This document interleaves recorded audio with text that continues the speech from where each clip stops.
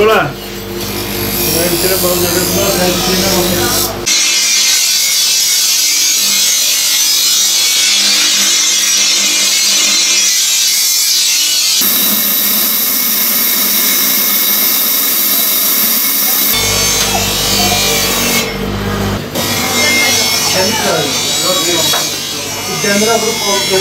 Babamla beraber ilkokulu bitirdikten sonra ben babamla beraber devamlı bu işi yapıyorum. Hep bu dükkanlarda, değişik yerlerde bazı dükkanımız yıkıldı.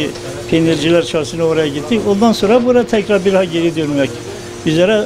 Ömür boyunca eğer ölüm olmazsa buradayız. Allah biz isteriz ki bayramdan bir 10 gün önce vatandaş getirseler, biz de sıkışmayalım, onlar da kuyrukta fazla zorlamasın, beklemesin. Biz de öyle istiyoruz.